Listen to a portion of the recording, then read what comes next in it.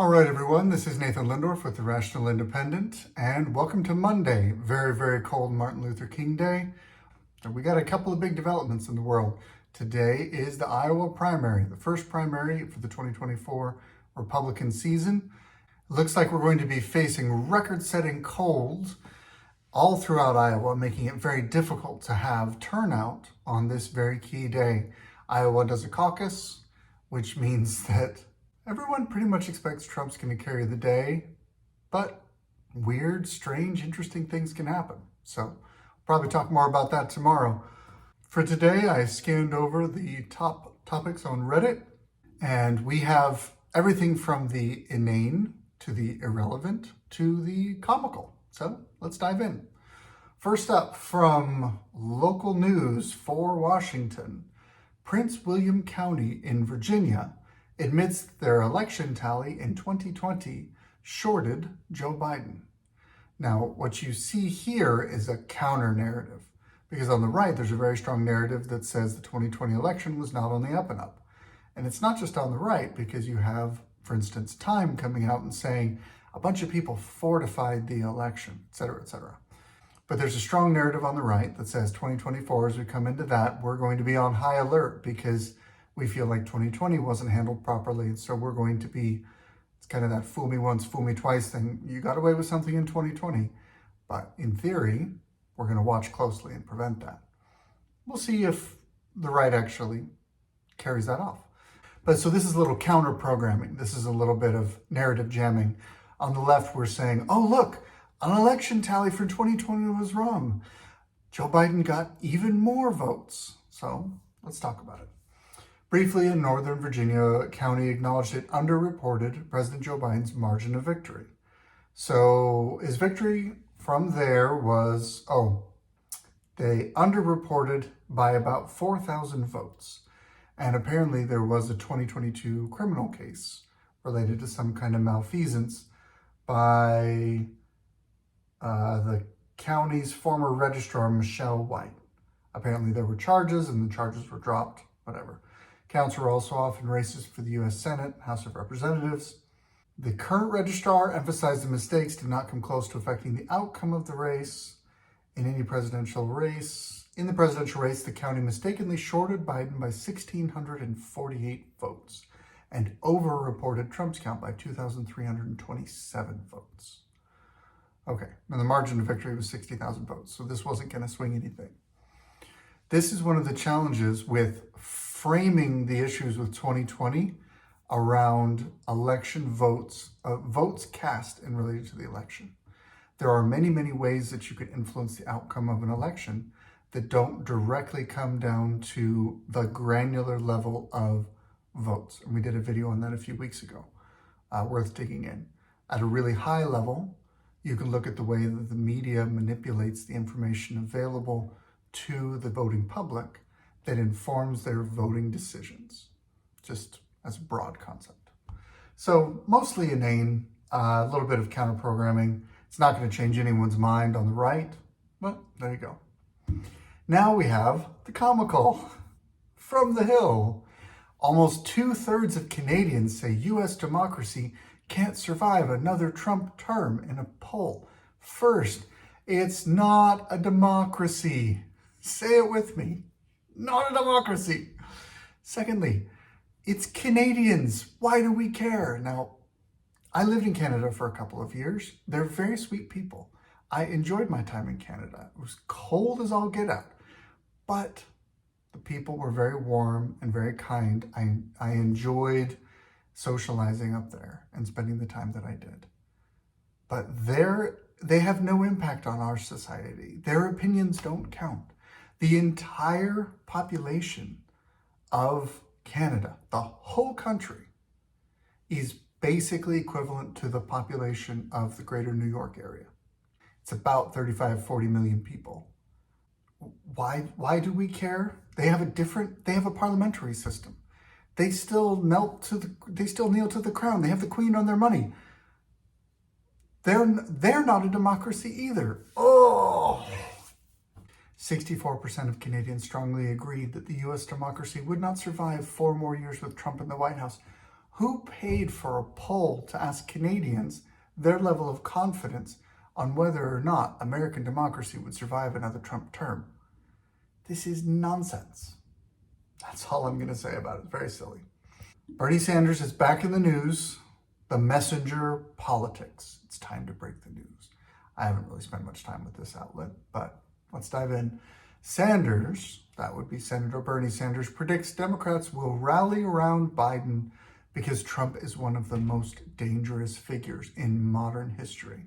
But Bernie Sanders doesn't like that Biden is supportive of Israel and is really upset about the Gaza casualties in the current land war in the Gaza Strip with Palestine in the wake of the October terrorist attacks, and it's a great, big, horrible situation. The choice is pretty clear. Donald Trump is one of the most dangerous political figures in modern American history. So I think people will end up rallying around Biden. But the president has got to change course. He's been very clear. He's expressed his concerns about indiscriminate bombing. He has asked Netanyahu over and over again to change course. Not a lot of meat there, but it did link to another article, and this is the fun part. Bernie Sanders says a Trump win is the end of democracy. He's going to take his bitterness out on his enemies. It will be the end of democracy, functional democracy. Are you seeing the pattern in the speech? Are you seeing the pattern in the language? On the left, the very disciplined narrative terminology is used. And their very disciplined terminology is America is a democracy.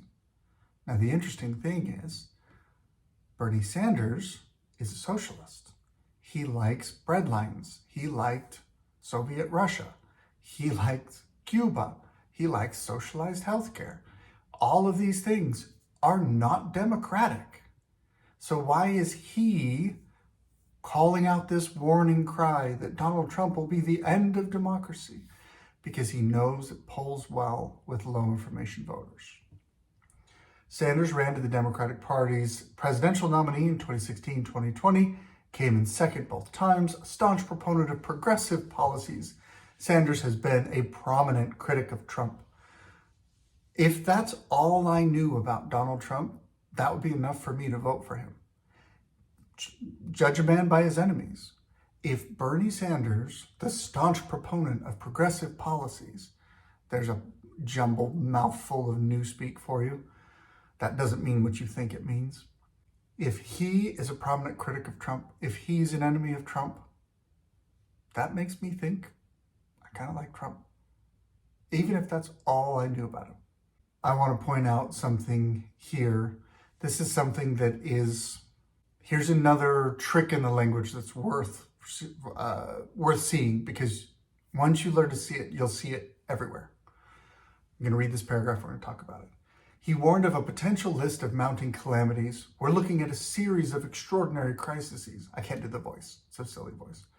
Climate, it's up in the air whether the world community will make the cuts in carbon emissions to provide a habitable planet for our grandchildren. The growth of oligarchy. A small number of extremely wealthy people control the economic and political life of billions. Democracy under severe threat from those capitalizing on people's fears. One of the things that can be a sign of arguing in bad faith, and it's fairly common on the left, is and it's not unique. I would put Andrew Tate in the same category, and people would probably broadly put him on the right. People will accurately diagnose the symptom and then provide a cure that's even worse than the symptom. So as an example, Andrew Tate says, women are not traditional anymore.